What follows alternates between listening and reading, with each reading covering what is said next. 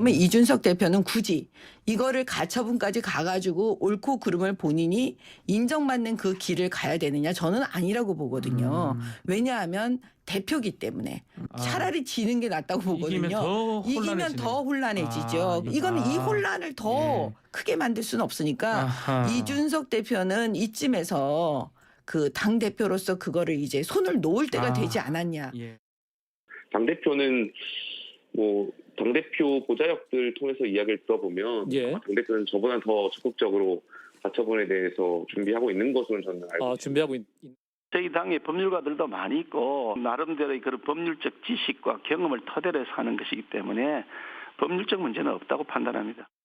차기 총선과 대선에서 승리할 수 있도록 전국 정당 확실하게 책임지겠습니다. 여러분, 지구당 부활 원외위원장의 후원 허용 확실하게 추진할 것입니다. 무엇보다도 가장 걱정스러운 것은 우리 당이 사당화 노선을 걷는다는 우려입니다. 당헌 80조 개정하자고 하는 주장에 결연히 반대합니다. 대선주자는 아니지만 여러 명의 대선주자를 만들어서 키울 수 있습니다. 두 후보는 그렇게 하기 어려울 거라고 저는 생각합니다. 네, 정치권 현안 짚어보겠습니다. 이현주 전 국민의힘 의원, 전재수 더불어민주당 의원 나오셨습니다. 두 분 안녕하십니까? 네, 안녕하세요. 네, 이현주 전 의원께 먼저 여쭙겠습니다.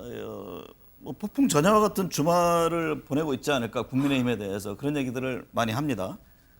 지금 이제 비대위원장 내정이라든가 상당히 속도 있게 가는 모습인데, 문제는 이준석 대표의 대응입니다. 법적 대응까지 예고를 하고 있는데, 미리 진단한다면 국민의힘 앞날 어떨 것 같습니까? 저보고 진단을 하라고 하면 너무 아신데요. 네.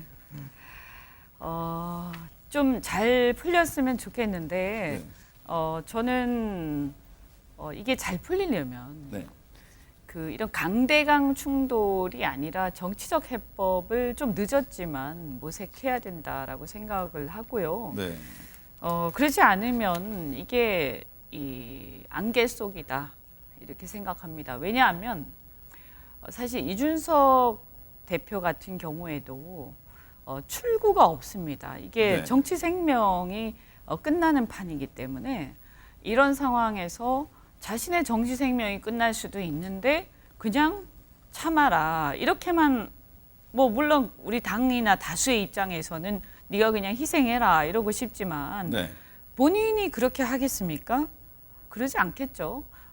우리는 이제 합리적으로 생각을 하고 예측해야 되니까요. 그리고 그 본인이 더더군다나 지금 보면 대중적 어쨌든 일부긴 합니다만 대중적인 일정한 지지를 갖고 있습니다. 그렇죠. 당대표 후보 이렇게 쭉 여론조사 보면은 1위로 나오는 것도 있고요. 그러니까요. 그래서 이게 우리가 현실을 직시해야 된다는 거죠. 제가 말씀드리는 거는 어쨌든 일정하게 젊은 층의 지지를 확보를 하고 있는 당 대표가 우리가 싫든 좋든 간에 이러한 어떤 궁지에 몰리고 있는데 여기서 우리가 출구도 마련해 주지 않은 상태에서 계속 몰고 가게 되면 결국에는 돌아서서 무는 수밖에 없는 거예요. 그래서 우리가 이거를 보고 어떻든 간에 출구를 마련해 주는 어떤 지혜를 모아야 된다라는 생각이 들고요. 그래서 이 문제가 단순하게 어떤 법적 문제다. 그래서 법률적으로 어쩌고 저쩌고 하는 그런 문제가 아니고요. 쉽게 말해서 제가 볼 땐 이런 겁니다. 전 당원들이 투표를 해서 당대표를 뽑았는데 당대표 여러 가지 문제가 있었지만 어쨌든 임기가 아직 남아있는 거예요. 그런데 그 사람의 처신도 문제가 있고 우리가 싫고 좋고가 있지만 그것을 전국위원회 일부 정치인들이 모여서 그 당대표를 해임시킨다라고 했을 때 이것의 민주적 정당성이 나중에 문제될 소지가 있다. 그래서 더 큰 혼란이 올 수가 있다라는 우려를 하는 대로 사실은 법적인 게 아니라 정치적인 해결이 됐어야 되는데 그게 안 됐기 때문에 지금 이 상황까지 온 거거든요. 전 의원님, 어쨌든 간에 지금 이준석 대표는 법적 대응과 기재변경까지 예고를 하고 있지 않습니까? 이게 실행으로 이어질 것으로 보세요? 아마 실행을 하시겠죠. 하시겠는데 그러나 다 부질없는 일이다. 부질없는 일이 될 가능성이 거의 100%죠. 그러니까 윤석열 대통령과 국민의힘의 집권 코어 세력들이 정치적 선택을 했는데 이 정치적 선택이라는 것이 결국은 이준석 대표와는 같이 못 가겠다라는 정치적 선택을 하는 것이고 힘으로 밀어붙이고 있지 않습니까? 네. 그렇기 때문에 이준석 대표 입장에서 여러 가지 것들 저항을 하시겠지만 결국은 부질없는 일이 될 가능성이 많다. 네. 이렇게 보여집니다. 네. 이 의원님, 그 효력정지 가처분 신청을 할 경우에 이 비대위 출범을 막을 수가 있습니까?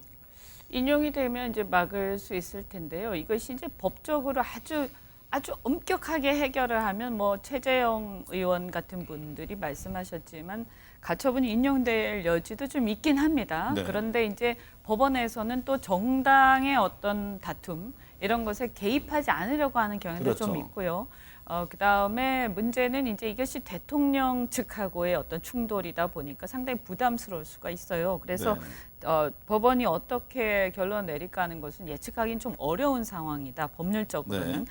다만 이것이 우리가 사법적 결론보다도 사실 이런 경우에는 정치적 결론이 더 중요하거든요. 이것을 국민들이 어떻게 볼 것인가 하는 것이 중요한데 이제 제가 볼 때 국민들은 비상 상황이다, 당이. 네. 이것은 아마 인정을 할 것 같아요. 뭐 네. 이것이 뭐 해석이 어떻게 됐던 간에. 그런데 비상 상황인데 그러면 그 사이에 어떤 이준석 대표에 대한 수사 결과가 나오기 전에 만약에 전당대회를 서둘러 개최를 해서 새로운 대표를 뽑아버린다. 네. 이렇게 됐을 때 만약에 수사 결과에서 특별한 게 나오지 않거나 아니면 나왔다 하더라도 국민들이 봤을 때 별로 문제가 없다라고 판단이 되면 이것이 정당성, 정통성의 문제가 되면서 대표가 둘이 공존하는 이런 네. 이상한 상황이 올 수가 있어서요. 네. 이것이 이제 큰 혼란이 올 수가 있다. 그래서 아까 뭐 혼란은 제가 뭐 이미 좀 와 있는데 이거를 네. 좀 완화시킬 수 있는 방법이 있는 것인지에 대해 고민들을 하고 있는 것 이제 같습니다. 제가 볼 때는 비대위가 출범을 하더라도 네. 전당대회를 조기에 개최하는 부분에 대해서는 수사 결과를 가능하면 좀 보고 네.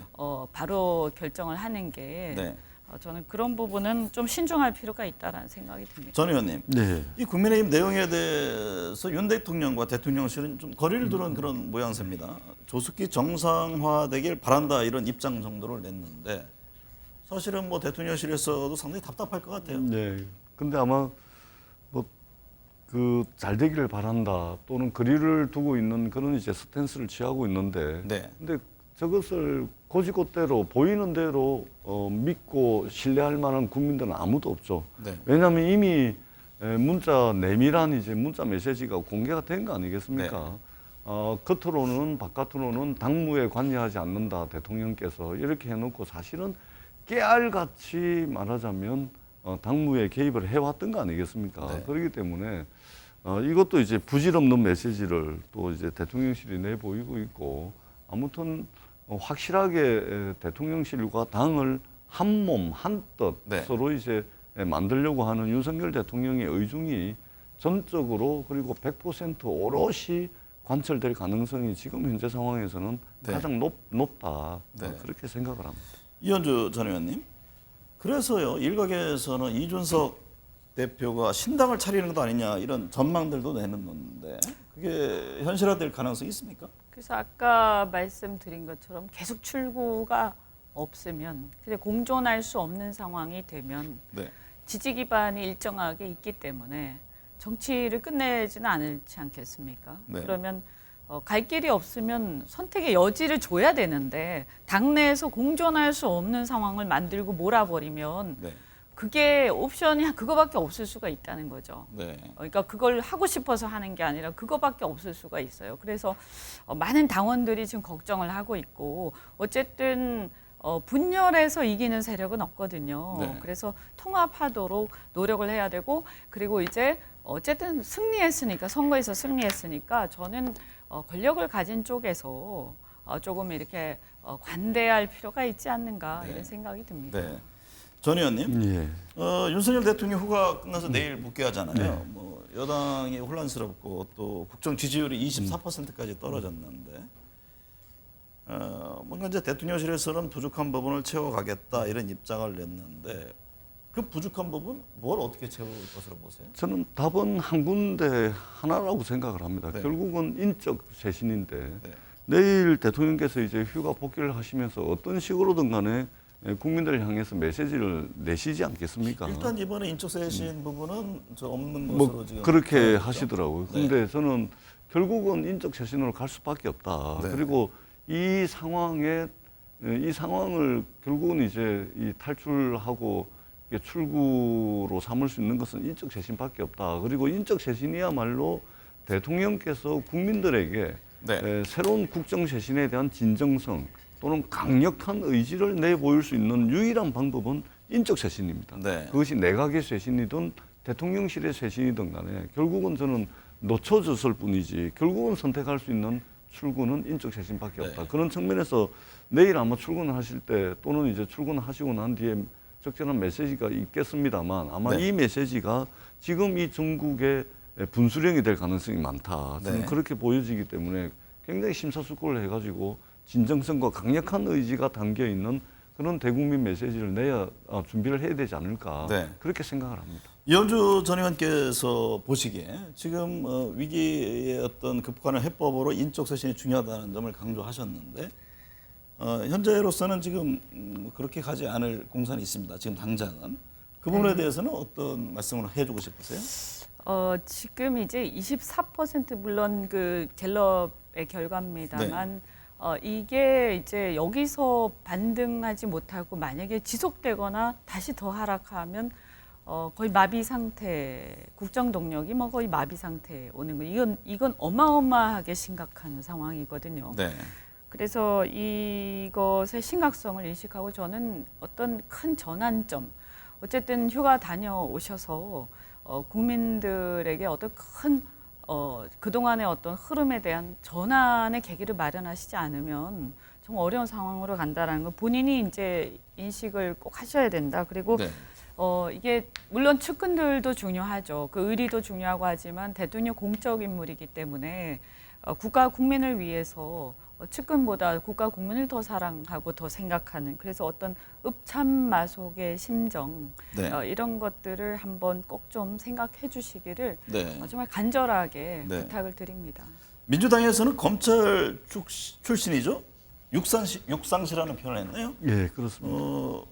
빨리 인사 조치를 해야 된다. 그렇습니다. 이런 예. 입장인가요? 그러니까 제가 조금 전에 이제 말씀을 드렸듯이 지금 이제 윤석열 대통령의 어떤 진정성, 국정 쇄신에 대한 진정성과 강력한 의지를 국민들께 내보일 수 있는 것은 뭐냐면 내각의 장관들 몇 명 정리하고 대통령실에 소위 말해서 존재감이 없는 대통령 비서실장이나 정무수석을 정리하는 것이 아니고 사실상 대통령실의 가장 핵심 윤석열 대통령과 특수관계에 있는 검찰 출신 비서관들을 정리하는 것이야말로 네. 대통령의 국정쇄신에 대한 강력한 의지와 진정성을 국민들께 어필할 수 있기 때문에 네. 사실은 내각 또는 대통령실의 수석 이런 분들이 아닙니다.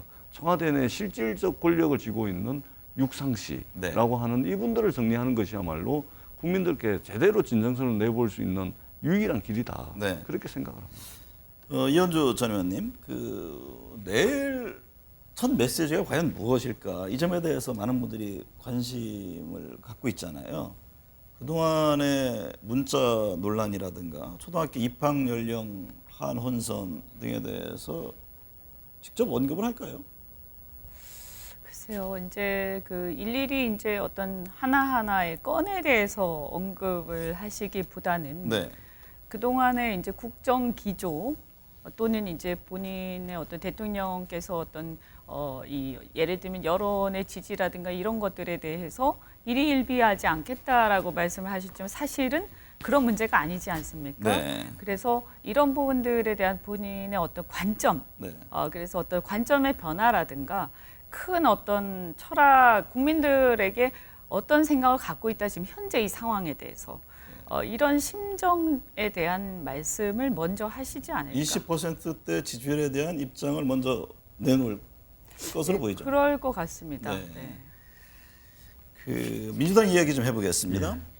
전재수 의원님, 어제 새 지도부를 뽑는 전당대회 첫 지역순회 경선에서 이재명 의원이 74.81% 압도적 지지율 1위입니다. 다 예상대로 했습니다만 상당히 높은데 물론 권리당원 투표 결과입니다.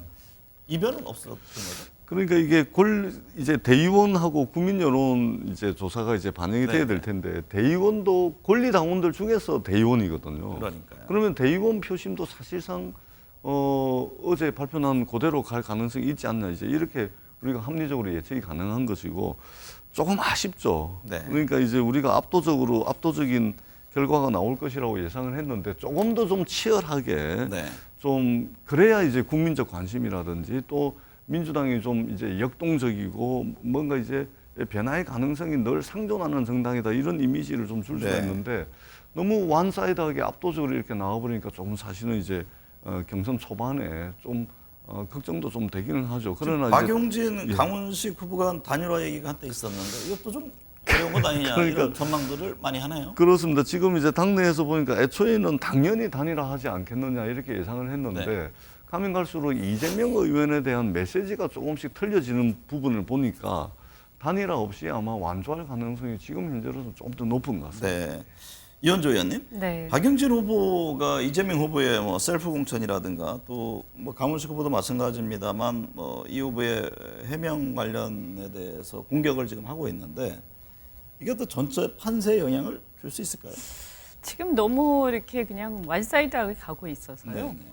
그리고 이게 뭔가 이렇게 반 이재명 뭐 이렇게 이재명 대 이재명에 대한 반대 뭐 이렇게 돼 있기 때문에 프레임 자체가 굉장히 이것을 뭔가 넘어서기가 힘들게 돼 있습니다. 그래서 제가 볼 때 안타까운 건 뭐냐면 이분들이 97세대라고 하는데 네. 나이만 자꾸 내세우면서 97세대 해봤자 도대체 뭐가 다른지 이 국민들이 인정을 하기가 굉장히 어렵습니다. 그래서 안타까운 건 저도 97세대거든요. 그런데 이 민주당이 그동안에 운동권 86세대 이런 비판들 많이 받아왔는데 네. 97세대로서 X세대 이 자유주의적 성향을 많이 가진 X세대로서 97세대들이 민주당 어떻게 바뀌었으면 좋겠다. 뭐가 문제였다. 이런 네. 어떤 큰 담론을 던지면서 오히려 이재명을 뛰어넘는 네.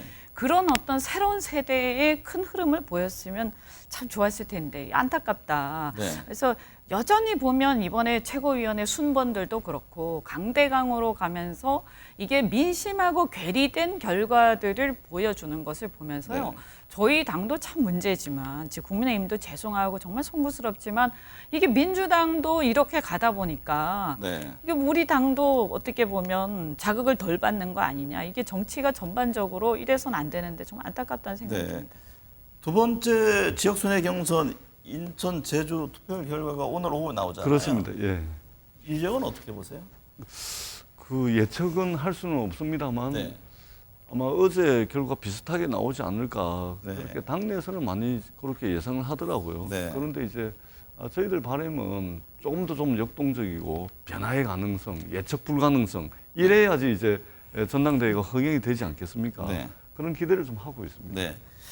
두 분 나오셨으니까 제가요 마지막으로 지금 어쨌든 간에 여권 뭐 윤석열 대통령 지지율로 상당히 어려움을 겪잖아요. 여러 가지 뭐 탈출구에 대한 해법들을 얘기합니다만 이 개헌 문제 관련해서 과연 어떤 입장을 취할 것이냐 이것도 하나의 관심사거든요. 이현주 전 의원께서는 어떻게 보세요? 선거구제라든가 어떤 권력구조 개편이라든가 개헌 문제에 좀 더 적극적으로 다가갈 그런 입장을 낼까요? 지금 현재는 아직은 그렇지 않은 것 같고요. 네. 그런데 이게 어떻게 보면 이제 제왕적 대통령제 혹은 이러한 어떤 양당제, 어떤 양당의 어떤 적대적 공생 이것의 어떤 극단적인 상황을 계속 가고 있는 것 같기도 합니다. 그래서 그러니까 현재 위기라든가 탈출구 여러 방안들을 모색할 거란 말이죠. 네. 그런데 만약에 국면이 만약입니다만 이게 바뀌지 않을 경우에 과연 할 수 있는 카드가 뭐가 있을 것이냐. 이런 상황에서의 질문이거든요. 네, 그래서 아마 당장은 아니라고 당장은, 보는데요. 이제 조금 더 이렇게 심각해지면 결국 그런 부분들이 아마 국민들이나 여러 곳에서부터 분출이 되지 않을까 네. 생각을 합니다. 전재수 의원님은 어떻게 보세요? 저는 방법은 아까 그 인적 쇄신이라고 말씀을 드렸는데 네. 좁게는 인적 쇄신인데 근본적으로 지금 윤석열 대통령께서 이 위기를 극복하는 것은 저는 개헌안을 받아들여야 된다고 생각을 합니다. 네. 그러니까 이게 지금 윤석열 대통령이 지금 이 사실은 20%대 지지율이라는 것은 사실은 국정 운영 동력을 거의 상실한 것으로 봐야 됩니다. 네. 근데 좁게는 윤석열 대통령의 책임이지만 근원적이고도 근본적이고 제도적으로 볼 때는 이것은 제왕적 대통령제, 그러니까 87년 헌법 체계가 만들어낸 네. 어떻게 보면 불행이거든요. 그런 네. 측면에서 이제는 우리가 개헌을 더 이상 미룰 수가 없습니다. 그렇기 네. 때문에 윤석열 대통령께서 조금 더 너그럽고 성자로서 조금 더 포용력을 가지고 네. 관대함을 가지고 개헌 문제에 대해서 좀 응대하는 것이 네. 이 위기를 탈출하는 한 방법이 될 수 있다 그렇게 네. 생각을 합니다. 네. 짧게 한 말씀을 드리면, 근데 국민들이 권력구조 개편에 대해서 이렇게 불신을 갖고 있는 게 결국에는 여의도의 정치인들이 자기 기득권을 강화하고자 하는 거 아니냐라고 생각하시기 때문에요. 권력구조 개편만 가지고는 절대 안 됩니다. 이것은 그 기득권 정치인들이 자기 것도 내려놓을 수 있어야 되고, 네. 지금 보면 문제가 생기는 게 공천권 때문 아닙니까? 네. 그래서 양당의 그 독점적 구조를 반드시 깨야 그러니까 이것이 선거구제가 예를 가능한 들면 중대선거구제라든가 네. 여러 가지 논의 테이블에 올릴 수 있는 것들이 있지 않습니까? 네, 네. 같이 동시에 이루어져야 네. 한다고 봅니다. 네. 오늘 두 분 말씀 감사합니다. 네, 고맙습니다. 고맙습니다.